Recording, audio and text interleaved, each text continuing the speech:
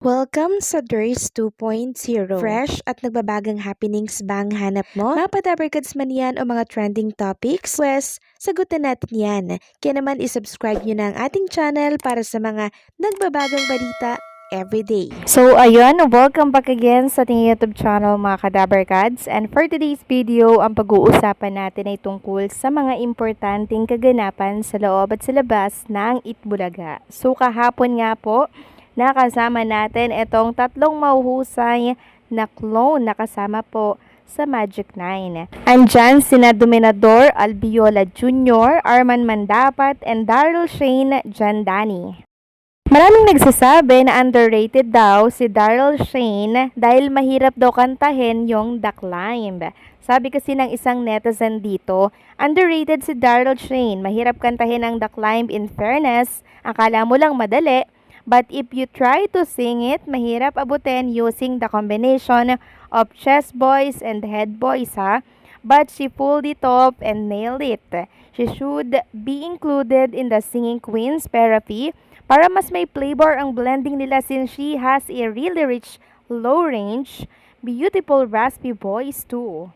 And also, maganda po si Daryl Shane mga Kadabarkads. Agree din ako na maisama siya sa mga singing queens natin. Samantalang pag-usapan naman natin ang tungkol dito sa Sugod Campus mga kapatid na magaganap po bukas, araw po yan ng Sabado, September 13, 2025.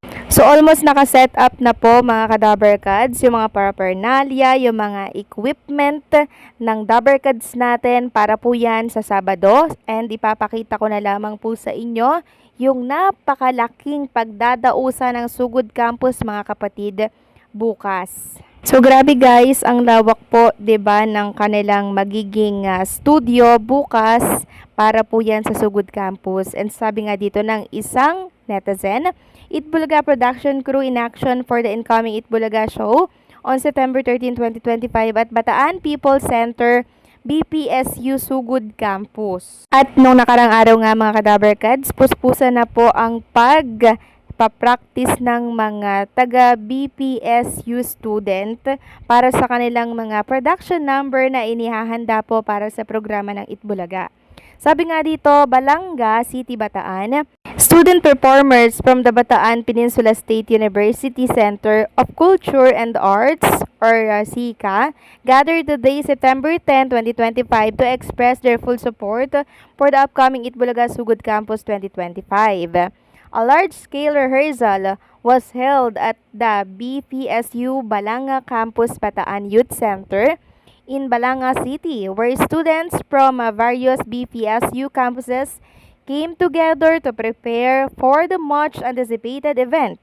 The rehearsal was attended by the Peninsulares Dance Company, the accredited dance organization of BPSU main campus, who led the other performers and their routines. So mainit po nilang tinanggap ang TBJ and syempre ang Itbulaga sa kanilang lugar para syempre makapagpasaya at makatulong na rin sa mga estudyante natin dyan po sa BPSU Balanga City, Bataan. Samantalang ang ilan sa mga clones natin na kasama po sa Magic 9 ay nagkaroon po ng Spark Foundry CDO Media Day event kahapon. Kasama po dyan si Ian Red syempre, si Jane Jordan, Arman Mandapat, and yung iba pa pong mga Dabarkads natin like Lucky M.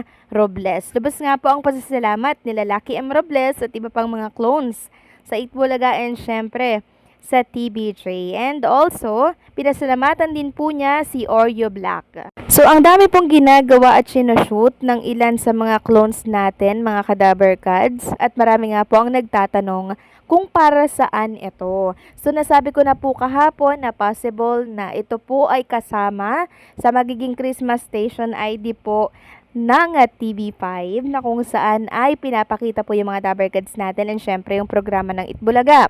Plus, meron pa po silang ginawa kahapon. Ito nga yung Spark Foundry CDO Media Day event na kung saan marami nga daw pong napasaya ng mga clones natin. Sabi nga dito ni Lucky M. Robles, done na sa Spark Foundry CDO Media event, success Dami nating napasaya mga kapatid Jean Jordan, Abina, Arman Mandafat, so happy. Salamat po ulit ng marami Itbulaga TBJ, Ma'am Jewel, Ma'am Riza, Ma'am Oreo Black, and Mama Ian Red. Salamat sa Diyos. At makikita nga dito mga Kadabarkads, ang ilan sa mga kaganapan po kasama si Oreo Black. So ayan po, parang napakapipa sila dito po sa isang bar. Kasama syempre yung ilan sa mga clones natin, and then si Ian Red. So talagang ang mga clones natin mga Kadabarkads, simula po nang sumali sila sa Itbulaga segment na The Clones, hindi po sila nawawala ng blessings.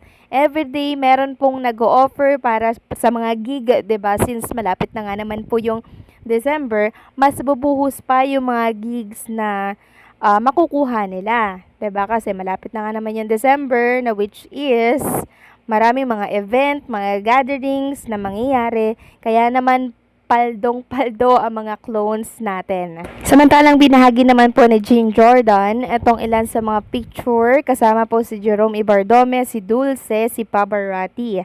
Sabi niya nga dito, sitting up the campfire. So makikita natin mga Kadabarkads na talaga namang napakaganda po ng relationship ng mga clones natin, 'di ba? Talagang nabuo po yung parang family na sila, 'di ba? Parang pinagbuklod na sila ng programa ng Itbulaga. So yun po talaga yung maganda dito sa Itbulaga mga Kadabarkads, no? Parang pag nagmula ka sa Itbulaga, parang meron kang nabubuong another family. And maging ang TBJ naman at yung mga host ng Itbulaga, 'di ba? Ganon din po sila. And nakikita natin 'yon din sa mga clones natin na parang magkakapatid, magkakatropa, 'di ba? Next topic naman, pag-usapan natin at i-congratulate natin ang isa sa mga singing queens na kung saan ay nag-birthday po kahapon.